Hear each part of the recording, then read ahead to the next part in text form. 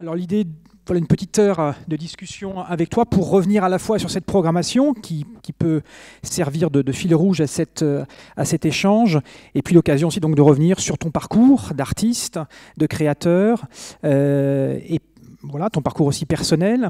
Et puis bien sûr, l'idée c'est aussi de te faire parler de cinéma. Voilà, on est dans une cinémathèque et l'idée c'est de te faire parler de ton rapport au cinéma, de tes envies de cinéma, de tes souvenirs de cinéma, de tes expériences de cinéma. Je pense que c'est ça aussi qui peut nous intéresser ici.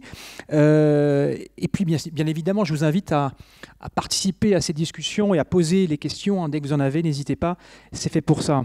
Voilà, Aurélien, merci en tous les cas d'avoir accepté cette invitation. C'est toujours un plaisir de partager ces moments avec nos invités. Ça ne dure pas forcément très longtemps, mais voilà, je te remercie aussi d'avoir pris le temps, parce que je sais que tu as un emploi du temps très chargé. Aurélien revient de Rome, où il vient de présenter H, voilà, ce spectacle de danse dont on va parler aussi, qu'on va évoquer dans cette discussion. Et voilà, tu enchaînes beaucoup de choses en ce moment, puisque cette année, on va dire que cette saison est un peu boréenne, voilà, à Toulouse, puisque dans le cadre de Portrait Paysage qu'organise le Théâtre de la Cité, Aurélien est présent dans beaucoup de structures à Toulouse, au théâtre bien sûr, et puis aussi à l'opéra. Tu vas créer Parsifal en début d'année, et puis dans d'autres lieux, à la Place de la Danse. Vous avez peut-être vu aussi l'exposition, l'installation qu'a réalisé Aurélien dans le cadre du piano jacobin, ces deux pianos qui se faisaient face, là aussi dans l'espace. On va en parler. Voilà, donc Aurélien, merci. On peut commencer tout de suite avec ce premier film que tu as présenté. Ça sera l'occasion de peut-être aussi de revenir un peu sur voilà, des choses que tu interroges dans ton travail constamment, cette question de rapport à l'espace, et puis peut-être aussi la technologie, tout simplement. 2001, Odyssée de l'espace. Voilà, est-ce que tu peux revenir sur ce choix, sur ce premier choix, et puis on va ensuite voilà, aller où le vent nous mène. Oui, bonsoir à tous. Pardon, la technologie, justement, voilà. Merci. Donc j'avais associé en fait chaque film à un spectacle. Et donc 2001, l'Odyssée de l'espace était associé pour moi à Plan B. Et pourquoi Plan B? Plan B qui va être présenté à Audisud au mois de juin et qui a été créé en 2003. Et c'était une collaboration avec Phil Soltanov. Et ça, c'était pour moi la raison en fait de 2001 l'Odyssée de l'espace, parce que quand on a commencé à discuter avec Phil, ce film est arrivé très vite dans nos discussions comme une référence commune, non seulement dans le dialogue avec la technologie, qui de ce point de vue-là, de ce sujet-là, on va dire, ce film fait vraiment est la référence, et il reste la référence.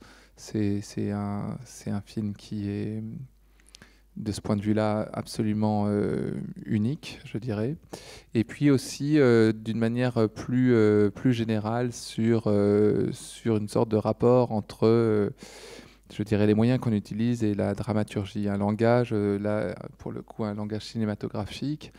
Je rappelle qu'il y a quand même dans ce film extrêmement peu de dialogue, extrêmement peu, que c'est un film qui a beaucoup à voir avec quelque chose que je pourrais appeler le dispositif, puisqu'il y a 4 parties, dont au moins 2 quand même sont des dispositifs, il faut le dire comme ça.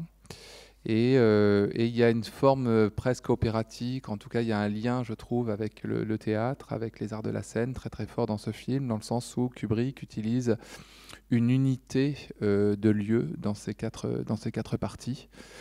Donc et aussi il fait une œuvre poétique. Et la poésie vient, d'après moi, du fait de mettre ensemble des choses qui ne vont pas ensemble. C'est de la collision d'éléments totalement hétérogènes dans son histoire, et notamment, par exemple, le rapport à la musique, j'allais dire, dans un film de science-fiction, de mettre cette musique.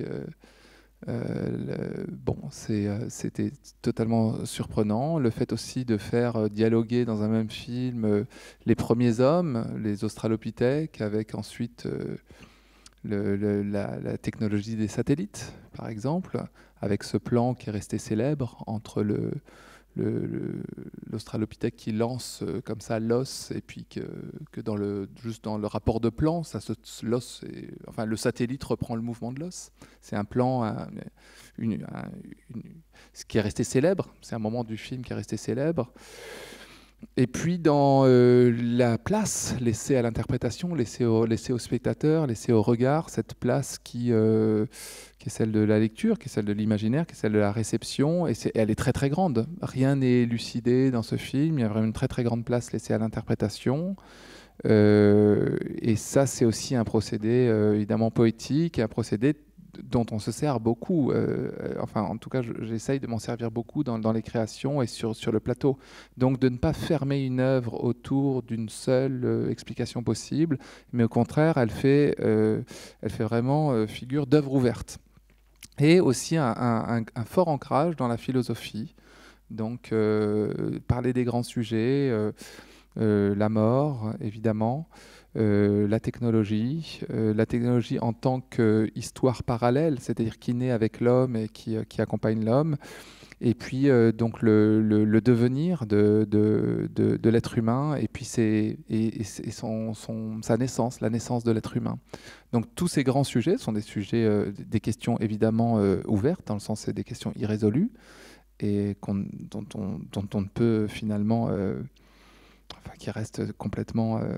il n'y a aucune réponse, à vrai dire. Donc c'est un film qui soulève plus de questions que n'apporte de réponses. Et pour tout ça, Kubrick a fait comme ça un film qui est d'une très très grande modernité. Et c'est pour ça qu'il tient le coup. Normalement, la science-fiction est condamnée, d'une certaine manière, à être, comment dire, un petit peu ridicule, même quand on voit un film qui est un peu... quand on le voit des années après. Or, ce film tient vraiment remarquablement bien. Il est très très juste dans son... On peut le voir aujourd'hui. Il est même assez, je veux dire, génial, même sur des anticipations. Quand on le voit aujourd'hui, moi, ça faisait très longtemps que je ne l'avais pas vu. Quand on le voit aujourd'hui, quand même... on se dit plein de choses qui sont de l'ordre de l'anticipation, qui sont quand même très très très très très très fortes. Et puis il y a aussi, j'ai été très heureux de pouvoir le revoir dans ce cadre-là, Histoire du cinéma, parce que moi j'ai changé aussi d'une certaine manière. Quand j'avais vu ça, j'avais 22 ans. Là, avec le temps, le regard change beaucoup, et j'ai été moi très touché du rapport à la nourriture dans ce film-là. Chose que je n'avais pas remarqué.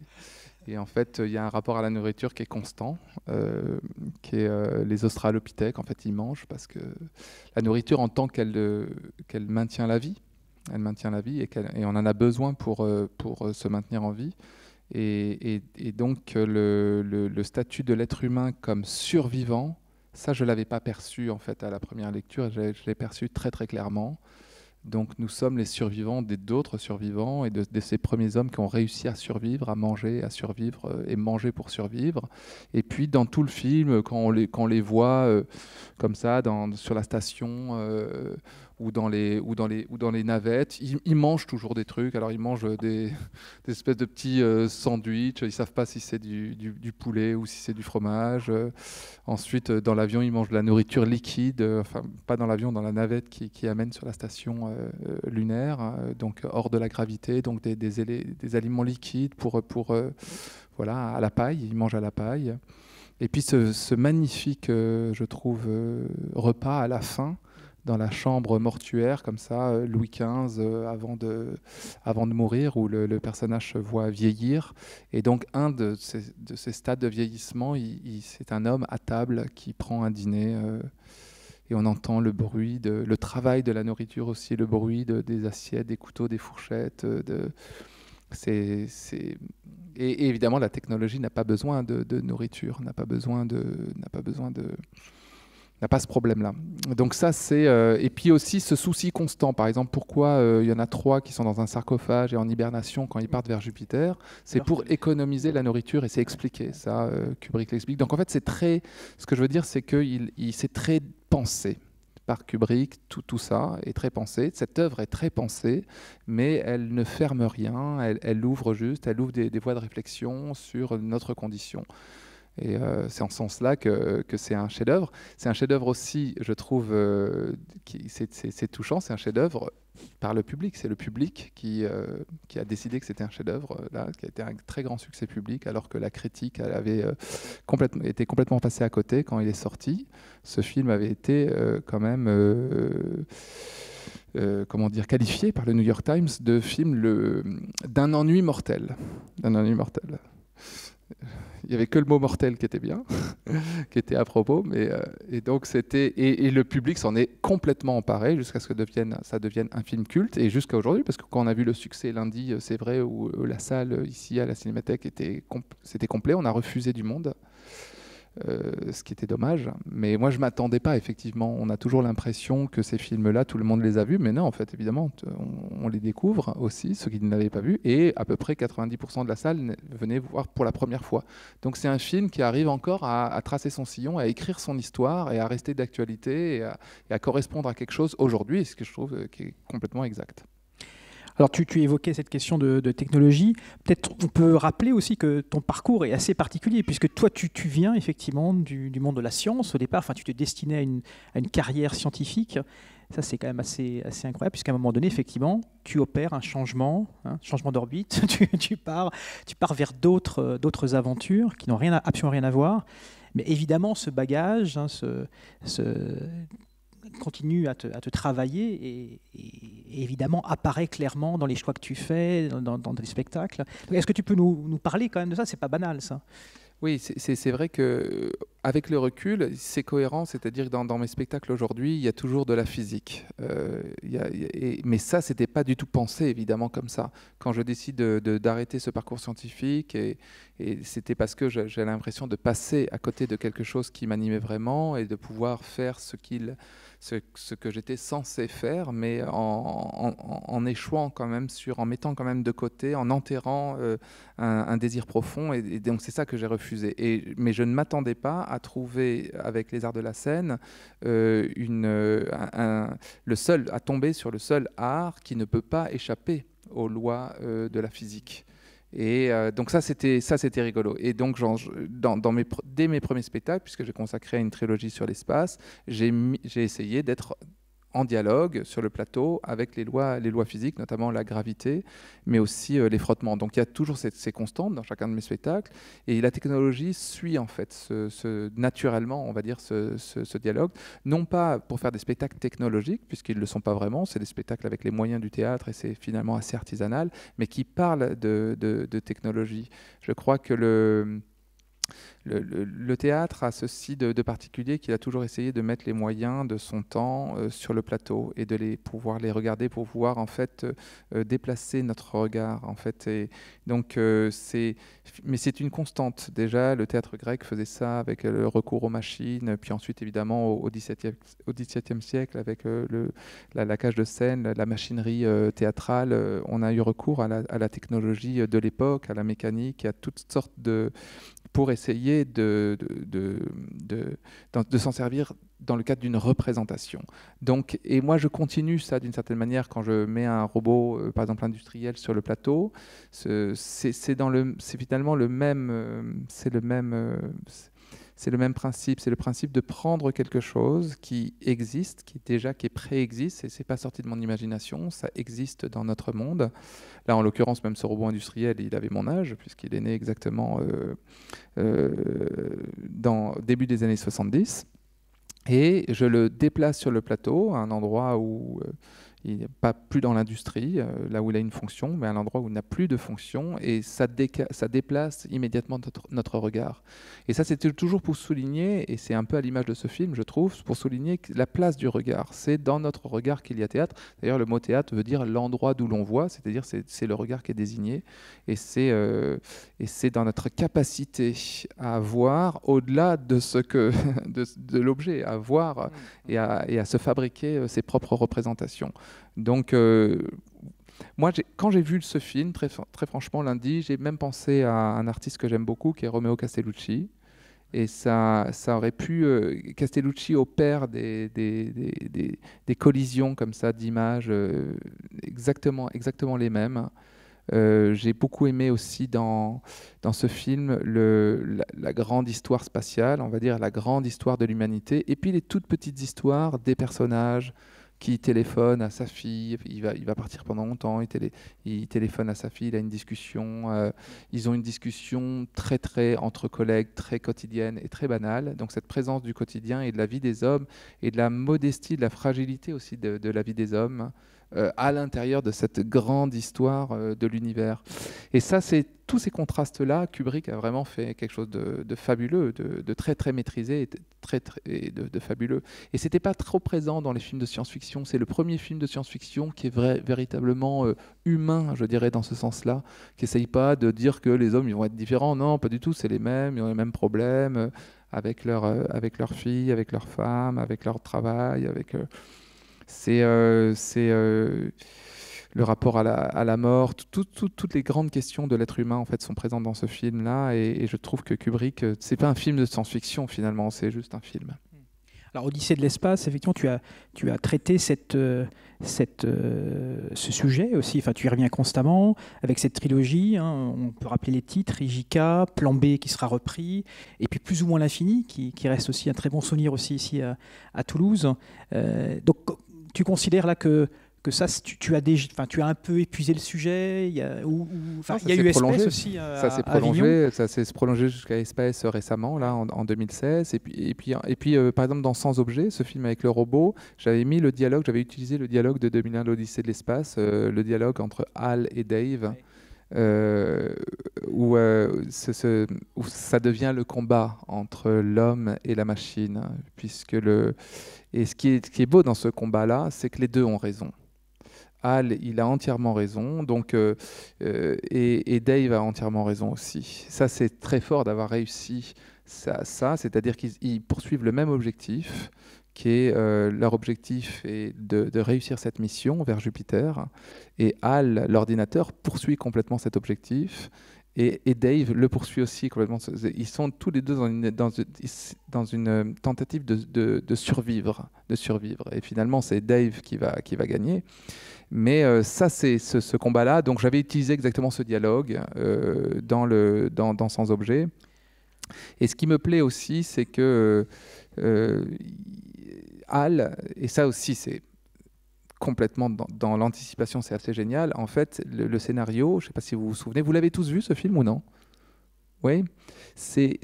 À un moment donné, Hal se trompe. Ou en fait, on ne sait jamais s'il s'est trompé, puisque ça ne va pas jusqu'au bout de l'expérience. Mais Hal annonce une erreur. Et donc, en fait, cette erreur-là, c'est la charnière. C'est la charnière. Donc, il se trompe. Donc, il sème le doute. Le doute s'installe entre les hommes qui sont complètement remis à ce robot pour piloter cette mission. C'est leur navette spatiale qui va vers Jupiter. Et c'est un robot qui gère absolument l'ensemble du vaisseau. Et il se trompe, c'est-à-dire qu'il annonce une erreur qui n'existe pas, une panne qui n'existe pas.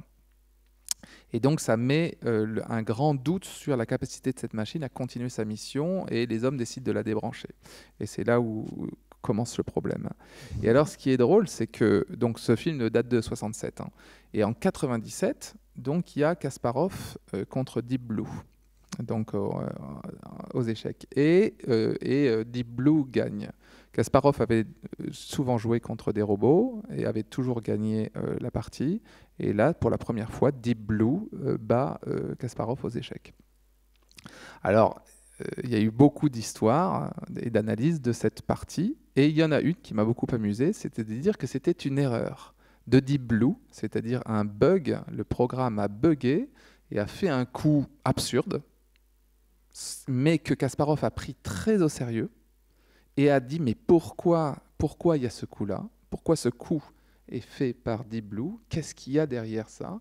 Et il a complètement déstabilisé et il a pris une mauvaise hypothèse et finalement Deep Blue a fini par gagner. Donc c'est par le doute et par l'erreur que finalement Kasparov a été battu. Et ça c'est beau parce que l'erreur est humaine. Voyez, donc c'est parce qu'il se rapprochait le plus de l'humain que Kasparov a perdu. C'est ça et dans le rapport aussi à la technologie, on a envie que la technologie soit fiable. C'était aussi très très intéressant. C'est-à-dire la technologie a été meilleure par une erreur. Donc et c'est exactement le même scénario enfin avec Al, pas tout à fait, mais c'est cette espèce d'erreur de la machine qui est censée n'en faire aucune et qui se rapproche du coup de l'être humain, et aussi avec ce truc génial de Kubrick de donner une voix totalement humaine, absolument humaine, un acteur, et pas une espèce de pseudo-voix de synthèse ou de parler comme un robot, etc. Là, Oui, c'est une c'est ça personne qui est qui très parle. troublant aussi, finalement. Ça, c'est magnifique. C'est ça. C'est par là aussi qu'il Voilà, qu'il installe le doute. ça, c'est un coup de génie artistique. Donc, il y en a beaucoup des coups de génie artistique dans ce film-là. Mais il y a vraiment des choses qui font réfléchir, vraiment qui sont très troublantes par leur anticipation. Est-ce que tu parlais du robot, clairement, que tu as, donc, qui a pu t'inspirer dans ce spectacle sans objet. Il y a d'autres éléments de ce film que tu as plus ou moins consciemment repris dans des spectacles, dans des créations? Oui, c'est-à-dire cette notion de dramaturgie. La dramaturgie de 2001 l'Odyssée d'espace, ça c'est une dramaturgie, on va dire entre guillemets modèle, et dont j'ai pu essayer de me rapprocher de ce type de dramaturgie, c'est-à-dire d'essayer de travailler un spectacle par partie. Souvent, chez moi, il y en a 3. Là, dans 2001, il y en avait 4. Et des parties qui n'ont absolument rien à voir. Absolument rien à voir dans le décor, dans le traitement. Et ça c'est vrai que voilà. Et puis en même temps, une dramaturgie qui se tient. C'est pas quatre choses. C'est une seule chose. C'est une unité qui se tient, où il y a une cohérence à l'intérieur de ça. C'est la même histoire qui continue, mais avec des moyens complètement différents. Et ça, Kubrick le réussit très très bien. C'est pour ça que je trouve que c'est un peu un film dispositif aussi de ce point de vue-là, qui a beaucoup à voir avec le théâtre. Et c'est vrai qu'au niveau de la dramaturgie, j'essaye dans mes spectacles que ce ne soit pas monochromatique, qu'il y ait à l'intérieur des parties quand même assez différentes. Alors, ce n'est pas systématique, mais par exemple, un spectacle comme Espace, c'était vraiment le cas. Et c'est moins le cas sur les portraits dansés, dont on va parler ensuite, Qu'est-ce que tu deviens, Plexus et H, où c'est un petit peu plus monochromatique. Alors justement, on quitte le vaisseau et on rentre dans le salon de musique. Est-ce que tu peux nous rappeler peut-être pourquoi tu as fait ce choix? Et puis on va peut-être parler aussi de ta relation avec les autres arts, justement, la musique bien sûr, mais aussi la poésie, le cirque aussi, le théâtre. Alors, le salon de musique, c'est un petit peu comme Noces de sang. J'ai associé ça aux 2 portraits de femmes. H pour Chantala Shivalingappa, les portraits dansés que j'ai fait. H qui va jouer le mois prochain au Théâtre de la Cité. Et Noces de sang associé à Qu'est-ce que tu deviens, qui va jouer aussi au Théâtre de la Cité au mois de mai, je crois. Mars. Merci. Et donc ce sont des films de danse en fait. Hein. Alors le salon de musique, surtout de musique, le recours à la musique, mais à vrai dire, j'essayais à chaque fois dans cette programmation d'associer, là en l'occurrence Chantala Shivalingappa, et d'associer Stéphanie Fuster. Et c'est vrai que dans nos discussions, quand j'ai commencé ce travail avec Chantala, ce portrait dansé, le salon de musique, c'était vraiment, on en a beaucoup parlé, et puis même moi ça a été ma première entrée dans la danse indienne, et puis même ça va au-delà de ça, c'est ce rapport d'avoir recours à la danse, d'avoir recours à la musique. Pourquoi on a recours à la musique, c'est-à-dire le recours aux choses immatérielles par rapport aux choses matérielles, puisqu'il s'agit de ça dans le film, puisqu'il passe toute sa fortune et jusqu'à ses derniers sous à pouvoir avoir de la musique et voir de la danse, et de déplacer ses valeurs au-dessus des valeurs matérielles, et dans le rapport à la mort, c'est-à-dire quelque chose qui survit à la mort. Quand il y a encore de la musique, quand il y a encore de la danse, alors nous sommes vivants.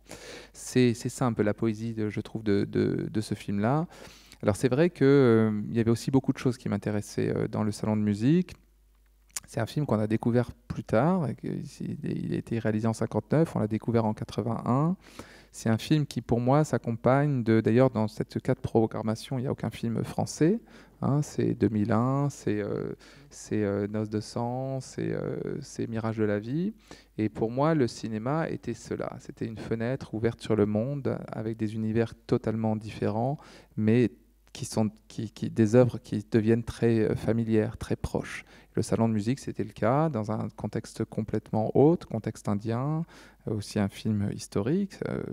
Ça ne se passe pas aujourd'hui, c'est la fin d'un monde, c'est la fin d'un monde, il y a ce rapport à la musique. Et ce rapport à la musique, on a le même encore aujourd'hui, je dirais. On a encore recours à la musique, et surtout face à la mort, recours à la danse, recours à ces choses-là. Donc il s'agit là du recours à l'art en général, et pourquoi l'art est si important. Je disais que la technologie naissait avec l'homme et avait accompagné l'être humain, mais c'est exactement la même chose avec l'art. L'art naît avec l'humain, le caractérise. Dès les premiers hommes ont fait de l'art et ont eu recours à l'art. Et c'est évidemment lié à la mort, puisque ce recours à la représentation et à la conscience des choses va de pair avec la conscience d'être mortel et la conscience de mourir un jour. Donc tout ça est très lié. Je veux dire, tout ça est très lié, et je trouve que ce film en est un magnifique poème. Et puis en plus, il y a ces grandes plages de musique, de danse kata qui sont absolument admirables, et des choses qui aujourd'hui, alors quand j'ai vu ce film, ça m'était pas familier, mais aujourd'hui ça m'est très familier. Évidemment, après avoir créé H avec Shantala Shivalingappa, qui est une danseuse absolument merveilleuse, que je vous encourage à voir, parce que si je devais donner un exemple de danse en disant, est-ce que à quelqu'un qui ne connaîtrait pas du tout la danse, pas la danse indienne, mais la danse en général, je désignerais Shantala Shivalingappa. C'est un être qui est totalement consacré à la danse, totalement dans la danse, qui est totalement présente et là, et puissante dans son rapport à la danse. Son rapport à la danse est extrêmement profond, extrêmement travaillé, tout est danse chez elle, et c'est aussi presque pas elle qui danse, mais la danse qui danse à travers elle. Sa mère était sa première professeure de danse, et elle descend comme ça d'une lignée, d'une histoire familiale avec la danse extrêmement forte. Et ensuite, au-delà de la danse indienne, elle a travaillé pendant 12 ans avec Pina Bausch, qui est la plus grande chorégraphe du XXe siècle. Et elle a travaillé avec Ushio Amagatsu, avec Peter Brook, avec Béjart. Elle était avec Béjart à 14 ans, donc elle a accumulé une expérience de danse qui est complètement hallucinante. Et en même temps, elle est dans un rapport extrêmement simple avec tout ça, extrêmement tangible. Donc elle est absolument fascinante. Donc pour moi, c'était une très très grande chance de pouvoir travailler avec elle, de lui consacrer ce portrait dansé. Et c'est vrai que j'ai pris un plaisir immense à revoir le salon de musique où on voit cette danseuse qui est aussi absolument extraordinaire, et de voir ce rapport à la danse aussi vrai. Aussi, ce que j'aime beaucoup dans la danse, c'est que, vous voyez, ce qu'on mettrait des heures à dire avec les mots, la danse peut nous donner un accès à des choses qui seraient difficiles de dire autrement. Donc la danse, on a recours à la danse aussi au-delà des mots. Et évidemment, ça me touche aussi par rapport au travail que je fais et que j'essaye de faire sur le plateau. Pour faire le lien avec Noces de sang, il y a ces très beaux moments aussi très forts dans les salons de musique où on a ces représentations. On est dans les moments de représentation, de spectacle. Il passe beaucoup de temps sur les musiciens, les chanteurs ou la danseuse, mais il passe aussi beaucoup de temps à nous faire voir ce que les spectateurs voient en fin de compte. Alors, est-ce que tu nous parlais de ce moment de représentation, ce que ça évoque pour toi? Et puis dans Noces de sang, on est dans la répétition. Par contre, on est plus dans la création, dans le studio de danse. Donc, sur la représentation, c'est la question du spectacle, la question de... Mais c'est simple en fait, c'est que l'art de la représentation, l'art de la scène est un dispositif. Et que ce dispositif, il faut le respecter, sinon on n'est pas dans les arts de la scène. Et donc, dans le salon de musique, on voit que ce dispositif est totalement respecté, absolument respecté. C'est-à-dire, d'un côté, il y a les spectateurs, ils sont pas tous autour, répartis n'importe comment. Ils sont d'un côté, et de l'autre côté, à peu près d'égal espace. Il y a l'espace de représentation, l'espace où il y a la musique, l'espace où il y a la danse, Quand par exemple le salon a été fermé pendant longtemps, puis qu'il le rouvre, alors qu'est-ce qu'il fait son valet? La première chose qu'il fait, il change le tapis. Il met un tapis neuf et il déroule comme ça un tapis neuf qui devient à nouveau le plateau de la représentation. Et ça vient aussi avec une certaine disponibilité du regard et disponibilité des gens. Les gens viennent, s'assoient, les invités, donc c'est que les invités qui sont là. Et il y a quelque chose de très luxueux dans ce rapport-là. On vient écouter de la musique, on vient écouter, et c'est un luxe, non pas un luxe fastueux avec de l'argent, mais pas du tout. C'est un grand luxe de pouvoir s'asseoir et écouter. Et moi, j'ai cette expérience avec les arts de la scène avant comme spectateur, pas du tout comme celui qui fait le spectacle, mais comme celui qui vient et qui s'assoit et ça m'est souvent arrivé de me considérer extrêmement chanceux d'avoir pu assister à cela. Voyez, et je crois que c'est ça le plaisir qu'on a avec le théâtre, avec la danse, et que ça vient du dispositif. Le dispositif, c'est un dispositif c'est un dispositif qui va avec le silence, qui va avec le noir, qui va avec les choses qui agrandissent notre capacité de concentration, notre capacité de réception, et on devient sensible au moindre silence, à la moindre nuance, au moindre centimètre, à la moindre seconde. Tous nos sens sont très très ouverts, très aiguisés, et il y a cette écoute profonde chez cet acteur fabuleux dans le salon de musique, cette écoute profonde. On voit que son âme vibre, et on le voit ça, et on voit plus que la musique ou la danse, on voit celui qui reçoit la musique et celui qui reçoit la danse. Moi, c'est ça qui me touche dans ce film, c'est on voit la réception, en fait, et comment d'ailleurs celui qui est un petit peu ce qu'on appellerait aujourd'hui un nouveau riche et qui essaye au contraire d'acheter les musiciens et d'acheter le truc. Alors il le fait aussi, mais il essaye d'imiter un peu ce truc sans se mettre dans lui-même dans cette disponibilité qui était propre à cette disponibilité essentielle. Donc voilà. Alors, il y aurait c'est qu'un seul angle, hein, il y aurait beaucoup d'autres choses à dire sur ce film, notamment sur l'histoire de l'Inde, sur cette histoire sociale, sur la fin d'un monde, sur la fin de l'aristocratie, etc. Ça a à voir avec tout ça, mais ça veut dire aussi dans le rapport aux arts que l'art était et l'idée du mécène, comment les artistes vivaient, qui payait les artistes, comment les seigneurs, les aristocrates, ont consacré de l'argent aux artistes, comment tout ça a fonctionné pendant des siècles et comment ça fonctionne aujourd'hui. Donc ça ouvre aussi des champs de réflexion qui sont sur d'autres plans, notamment d'un point de vue social ou politique.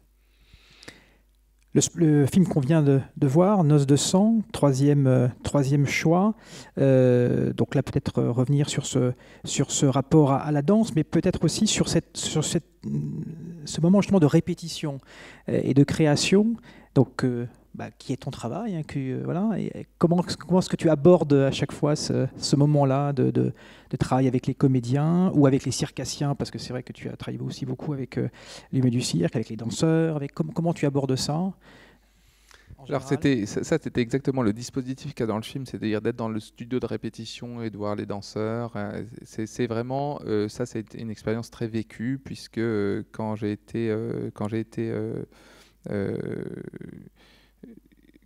commencé avec Stéphanie Fuster à créer Qu'est-ce que tu deviens, je voulais trouver cette idée du studio de répétition. Pourquoi? Parce que dans le studio de répétition, la danse est d'une certaine manière plus intéressante.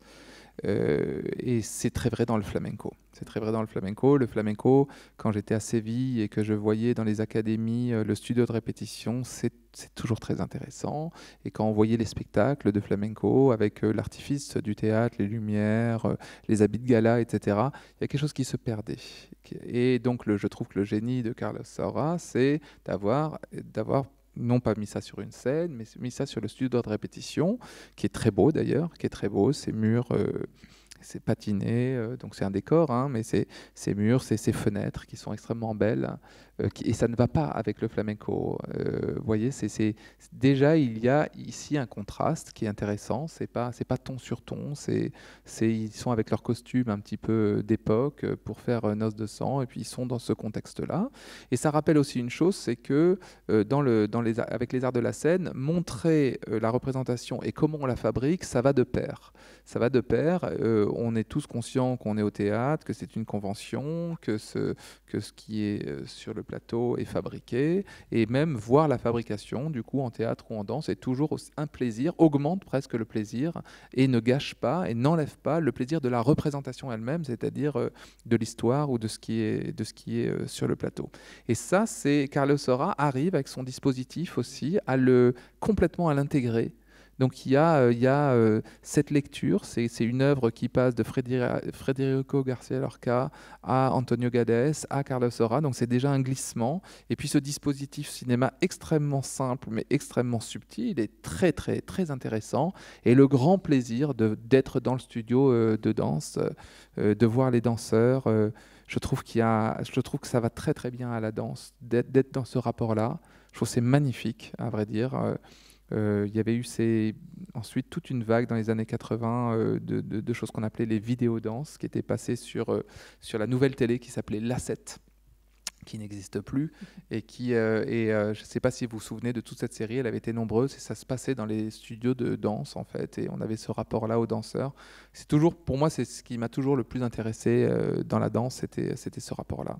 Et surtout dans le flamenco, parce que dans le flamenco, du coup, il y avait une sorte de... Je ne sais pas pourquoi, je ne l'explique pas vraiment. Est-ce que c'est parce que le flamenco n'était pas vraiment un art de la représentation? C'est tout à fait possible que ça se manifestait dans des contextes très très différents, et que cette énergie-là, va très bien au studio. Et alors, en plus, le plaisir de voir Antonio Gades et Cristina Hoyos. Antonio Gades, sa grande sobriété, sa grande élégance, son grand sens de l'immobilité aussi, du silence, de l'économie de moyens. Quand on compare des fois avec des danseurs aujourd'hui, etc., qui sont très, très démonstratifs, là, on voyait quand même Antonio Gades dans une très, très grande épure, une très grande écriture. Oui. Un Et Jiménez aussi, quand même, qui est... Juan Antonio Jiménez, qui est magnifique aussi. Hein. Absolument. Voilà, c'est un trio absolument incroyable. Absolument. Et cette caméra qui les approche, mais voilà, qui danse avec eux. Franchement, c'est fou. C'est fou. C'est Carlos incroyable. Saura arrive dans le cadre. Enfin, il fait tout très bien, Carlos Saura. Il n'y a vraiment aucune erreur dans ce film. Très subtilement, et c'est très, très chouette. Cristina Hoyos, qui est vraiment impériale, qui est absolument fantastique. Enfin, tous les danseurs sont très bien. Comme tu dis, c'est vrai, il y a cette question de le choix du studio, c'est vrai, elle nous ramène à quelque chose de très brut en fin de compte, très voilà, sans artifice quelque part. Et la caméra vraiment, va au cœur de l'intimité justement de la danse, et puis du drame aussi bien sûr qui est représenté. Mais on est vraiment. Ouais, le cinéma a réussi ça, et Carlos Saura s'inscrit dans cette grande histoire des films de danse. Et il y en a eu d'autres, évidemment. Dans les comédies musicales, il y a des grands moments de danse, des grands moments de danse. Et donc, il réussit une sorte de comédie musicale, et qui est un genre. Le cinéma a inventé tout ça, les genres. Et j'ai voulu dans cette programmation qu'il y ait les genres, donc avec le mélodrame, avec Sirk, avec le film de science-fiction, avec Kubrick. Et là, la comédie musicale, même si Carlos Saura n'a jamais voulu faire une comédie musicale, mais ça s'en approche vraiment beaucoup. Ça s'en approche beaucoup. Et j'aime beaucoup cette capacité qu'a eu le cinéma, qu'a eu aussi la littérature. Mais c'est le signe des grands arts, pour moi, de la représentation, d'avoir créé des genres et des façons d'aborder une écriture, d'aborder une dramaturgie, d'aborder la représentation et de créer de toutes pièces. Bon, désolé, j'ai pas choisi de western, mais ça aurait pu. On en verra un ce soir. On en verra un ce soir. Alors, justement, au stade de la discussion, puisque tu m'entraînes sur ce terrain, toi qui as touché un petit peu à tout, quand même, voilà, et le cinéma, parce que tu as, je crois, enfin, si je ne me trompe pas, tu as même fait une licence de cinéma. Enfin, en tout cas, tu as étudié le cinéma. Je ne sais pas si c'était très long ou pas. Mais voilà, qu'est-ce que... Quand tu nous en parles très bien. Et est-ce qu'à un moment donné, tu penses que ton chemin peut aussi t'amener vers ça, après avoir fait les spectacles de cirque, de danse, l'opéra, des installations, des... Il faut jamais dire jamais, mais je pense, pour l'instant, je n'ai pas de projet avec le cinéma. Mais il y a peu aussi de cinéma dans tes spectacles, ou peu, pas d'image, très peu. Alors il y en a eu parfois, le recours à la caméra, toujours une caméra en direct. Mais il n'y a pas de. J'essaye de trouver ce qui est spécifique au plateau. Et donc ce qui est spécifique au plateau, j'ai trouvé que c'est c'est que il n'y a rien, et ensuite il y a la représentation, et après la représentation, il n'y a rien non plus. Donc ça, c'est ce qui est spécifique au plateau. Et donc c'est contre l'enregistrement. Le lézard vivant ne laisse pas de traces enregistrées. Donc, ne repose pas, n'est pas enregistrable d'une certaine manière. Donc c'est pour ça que j'utilise peu de musique enregistrée, ni d'images enregistrées. Et puis j'essaye de trouver ce qui est spécifique, c'est-à-dire ce qu'on peut faire sur le plateau qu'on ne peut pas faire dans les autres arts. Donc voilà, c'est pour ça que j'en utilise assez peu, mais c'est vrai que j'aime beaucoup le cinéma, j'ai eu ce rapport-là. Et j'essaye de m'inspirer aussi de ça pour créer des spectacles qui sont tous très différents les uns des autres. Alors avec quand même une logique qui se retrouve d'un film à l'autre. Non seulement ils sont souvent organisés en trilogie, donc c'est toujours une série, on va dire, mais même à l'intérieur de cette série, j'essaie de trouver le plus de différences possibles, le plus de différences d'univers, de trouver quelque chose, une création pour moi doit être totalement spécifique et doit tenir par elle-même.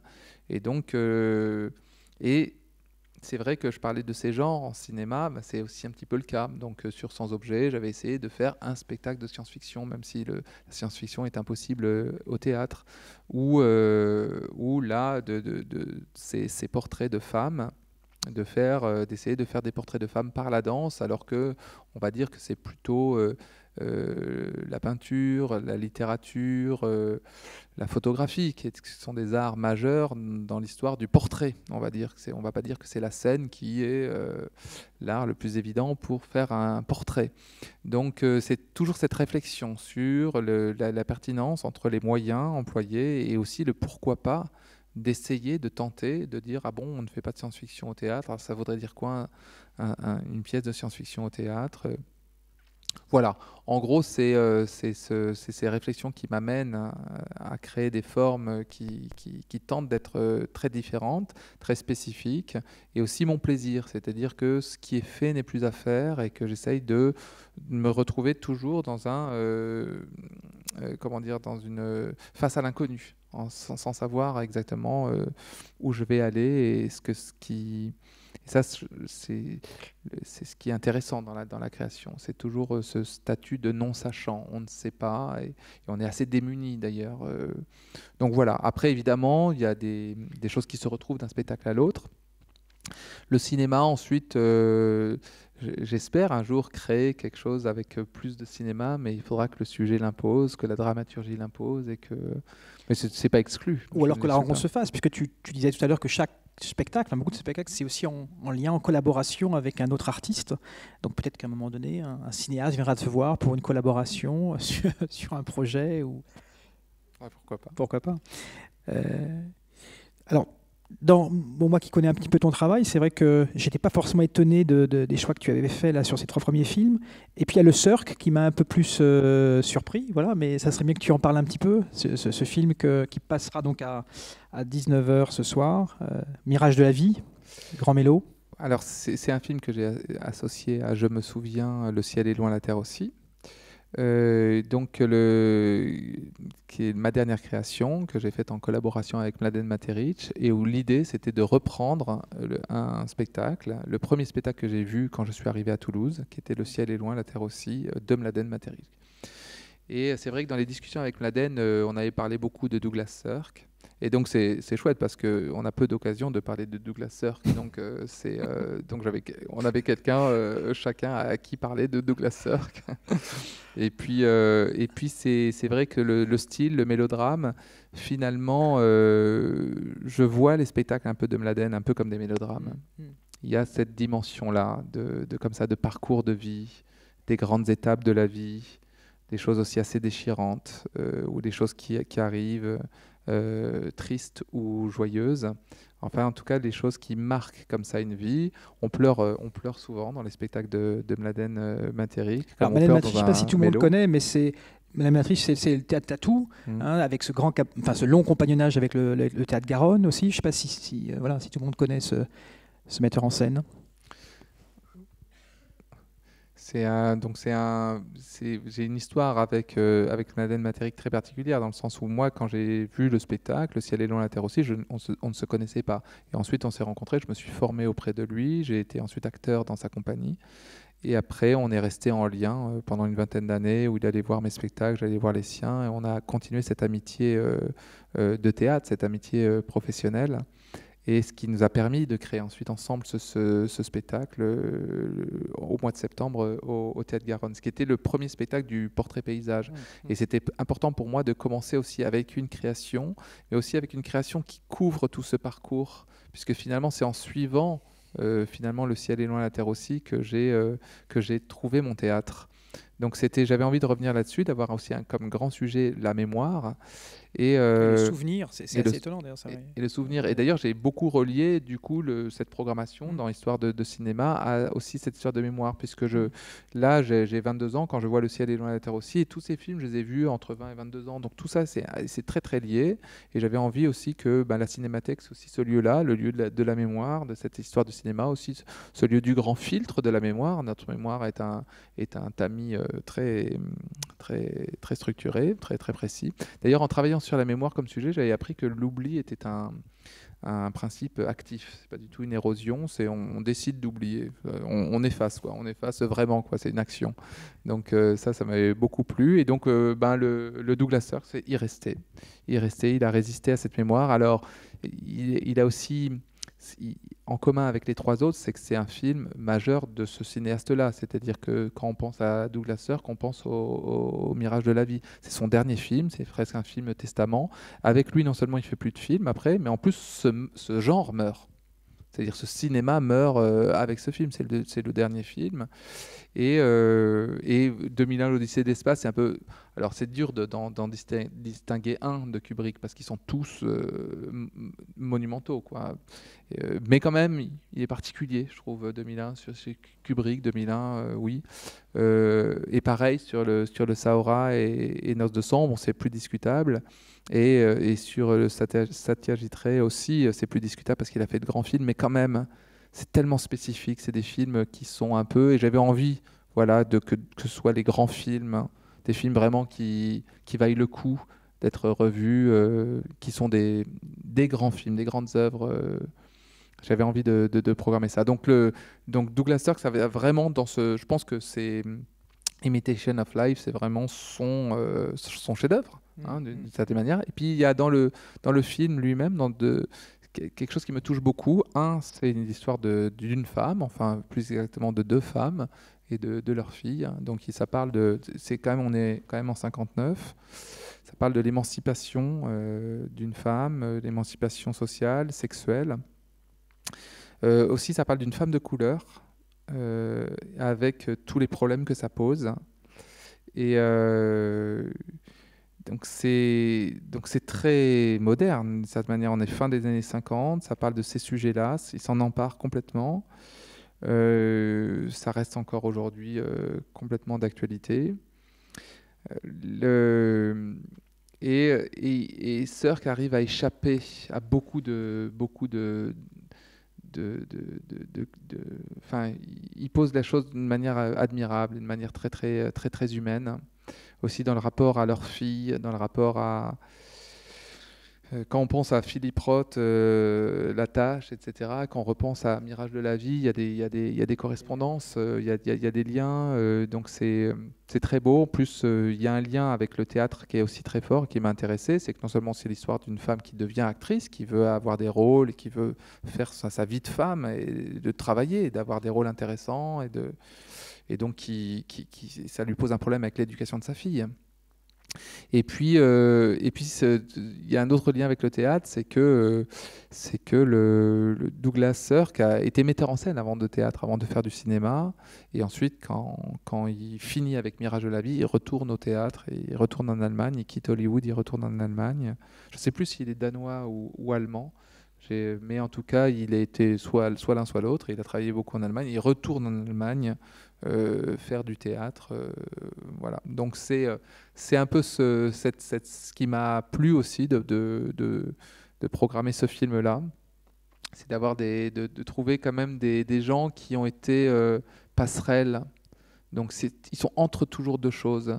Satyajit Ray, il nous a ouvert complètement la voie de la musique. La musique, pour lui, c'était très très important. Il avait cette double éducation musicale. Satyajit Ray, musique occidentale et musique indienne, mais une très grande sensibilité à la musique.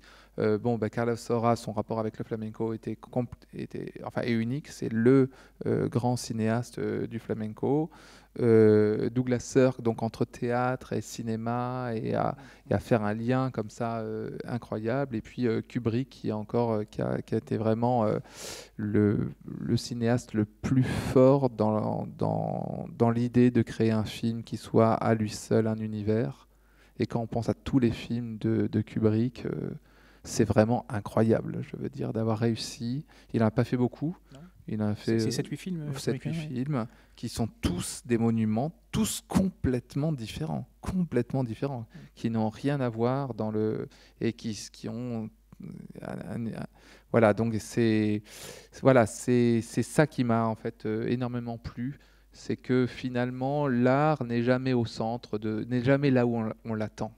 Hein, il est jamais l'art prend toujours la tangente, prend toujours des chemins de traverse, fait toujours des liens entre des choses qui n'étaient pas évidentes. Et quand ce lien est établi, on dit ah bah oui, c'est super intéressant. Et je crois beaucoup à ça. Je crois beaucoup à essayer de faire des liens entre différentes choses et qui soient vraiment sur le bord, vous voyez, sur le pas de côté, l'endroit du questionnement, et pas l'évidence. Il n'y a pas d'évidence en art, il n'y en a jamais.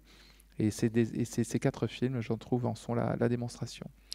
Sur la question de... Tu disais tout à l'heure que tu as vu ces films à un âge très particulier, entre 20 et 22 ans.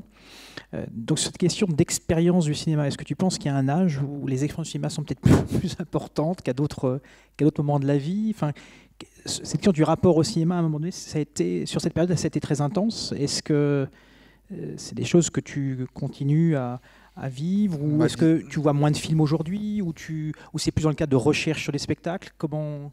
Oui, je vois moins de films aujourd'hui, ça c'est certain. Et puis c'est une histoire de passion. Je pense que l'adolescence est l'âge de la passion, où donc c'est avec beaucoup de boulimie et de passion que je voyais entre 7 et 10 films par semaine. Donc c'était cette grande découverte. Ça va avec l'émancipation aussi. Ça va avec le... Et quand même, quand je revois ces films-là, c'est vrai que c'était une prise de risque parce que je les avais pas vus depuis très très longtemps, mais je retrouve cette poésie en fait. C'est la poésie qui m'a le plus touché. Ce sont des films très très poétiques. Et donc c'est certainement ça qui m'a le plus nourri en fait, et que j'ai le plus retenu, et c'est ce qui me plaisait beaucoup dans le cinéma, et que finalement ensuite j'ai tenté de développer avec les arts de la scène. Mais c'est vrai que c'était à cette époque-là, je me serais bien vu étudiant à la Fémis, donc c'était oui, c'était quelque chose qui était qui m'intéressait beaucoup. Mais ça n'a pas été mon parcours. Ça a été le cinéma ça n'a pas marché d'une certaine manière comme je l'aurais souhaité, et où plutôt la scène a pris cette place-là à un moment donné, le théâtre, la danse, le cirque a pris la place, et je me suis et j'ai trouvé beaucoup de joie ça a soulevé des choses qui m'intéressaient vraiment et qui étaient... Donc voilà, j'ai pas mis le cinéma de côté. Le cinéma m'a énormément apporté pendant. Mais ce qui est drôle en fait, c'est que les films que j'aimais, j'essaye d'en faire la démonstration ici avec ces 4 films, étaient liés d'une manière très forte avec la scène, avec le théâtre. Très bien. Est-ce qu'il y a des questions? Parce qu'il nous reste 5 minutes. Voilà, donc n'hésitez pas si vous avez des questions pour Aurélien Bory. On y va. Une question là-bas, on va attendre le micro.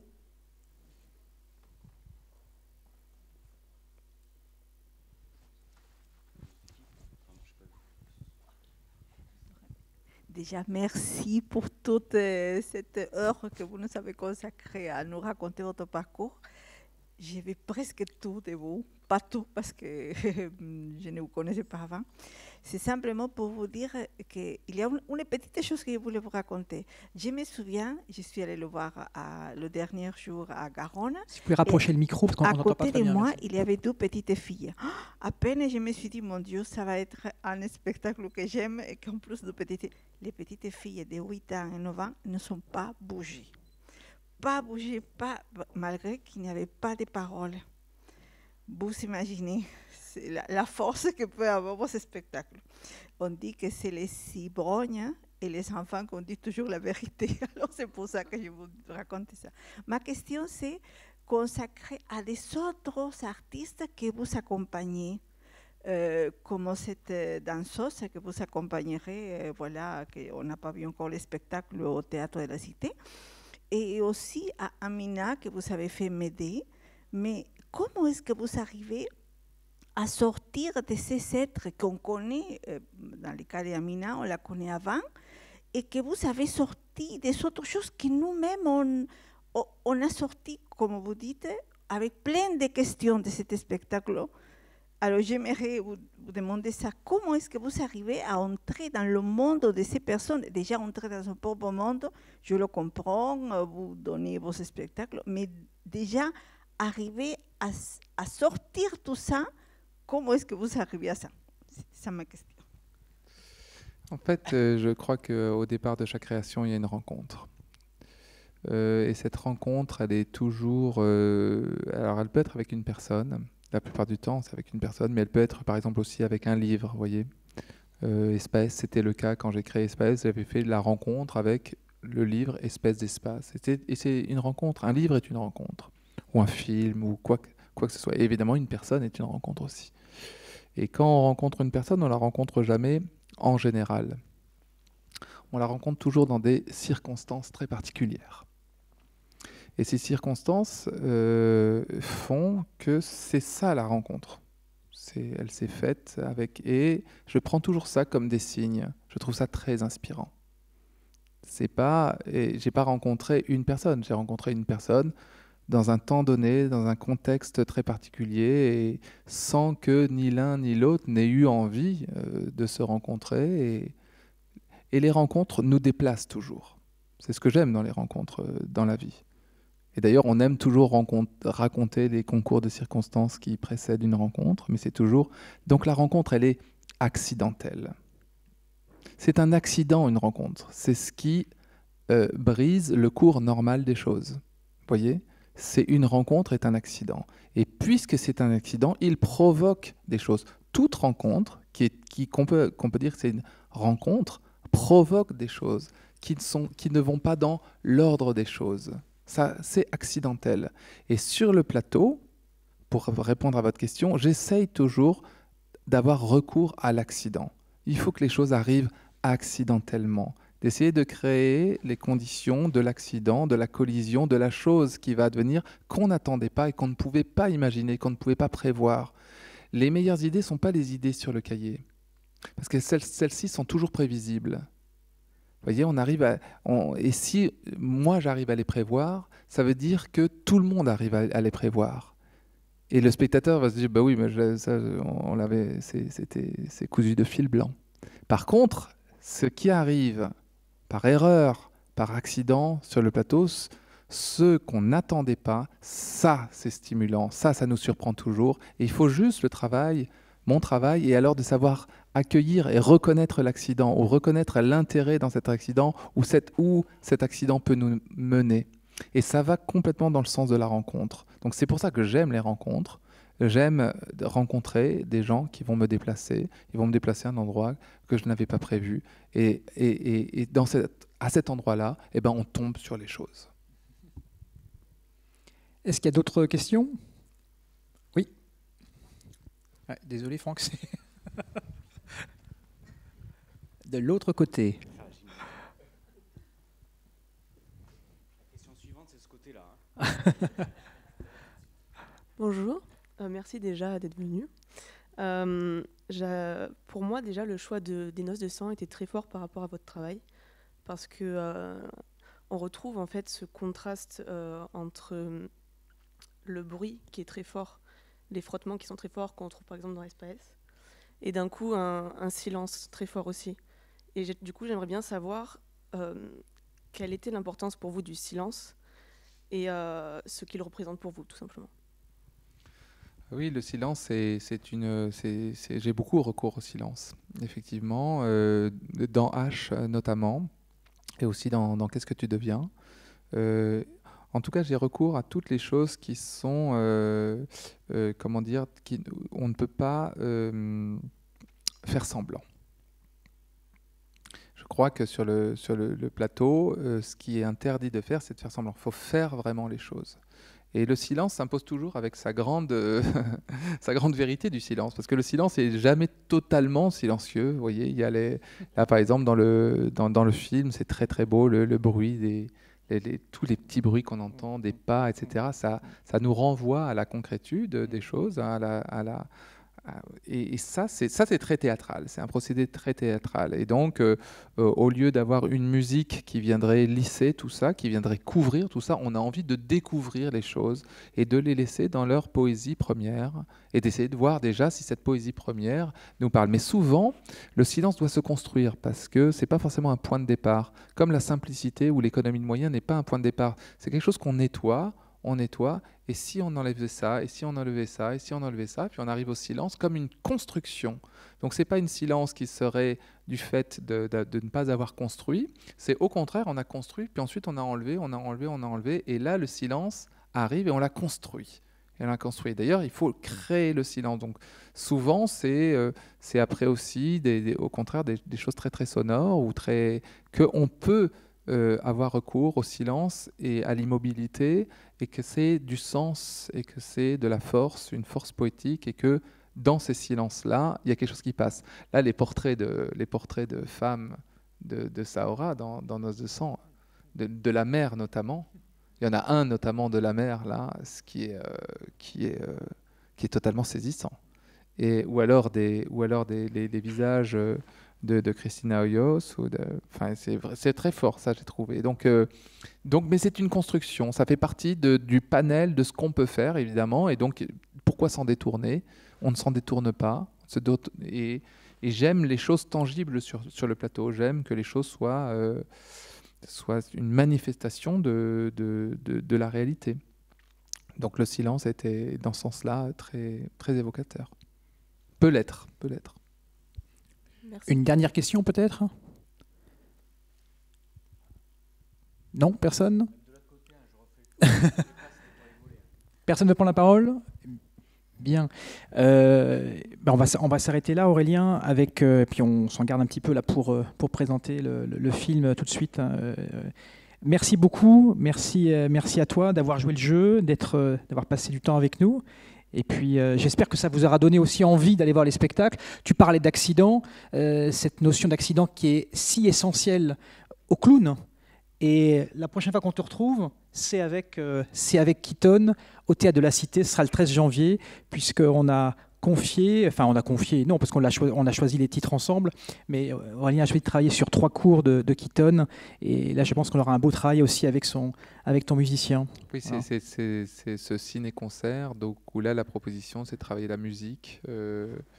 Et donc, ça va être essentiellement Johan Cambon, le compositeur, qui va travailler, mais je vais l'accompagner dans ce travail musical. Et pour moi, c'était aussi retrouver Keaton, c'est-à-dire retrouver cet acteur, l'acteur, comment dire, qui est un modèle, très, très clairement, cet acteur acrobate, enfin cet acteur qui utilise son corps, à vrai dire, et avec aussi beaucoup de virtuosité, mais aussi beaucoup d'économie, beaucoup de justesse.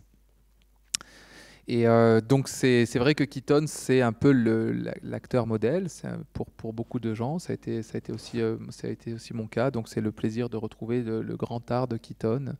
Et pour Johan, ça va être de composer une musique. Alors la musique de Johan est complètement à l'opposé, Ouais. je dirais, de l'univers de Keaton. Et c'est ça qui m'a intéressé, c'est de dire comment... Voilà, Jean qui compose toutes les musiques de tes spectacles. Pas Enfin, toutes, pas mais toutes, beaucoup. mais beaucoup, oui. Beaucoup. C'est le compositeur avec qui je travaille le plus. Et donc, ce qui m'a plu, voilà, c'est que son univers est très, très différent. Mais en même temps, il y a vraiment des points communs. Il y a des grands points communs aussi dans la mécanique des choses et de comment il compose. Et aussi, lui il est très éclectique, essaye de partir à chaque fois de choses très, très réelles. Donc, ça va être, on va voir ce que ça va donner. Bon, voilà, on découvrira ce duo Bory-Keaton au Théâtre de la Cité. Merci beaucoup Aurélien, merci à vous.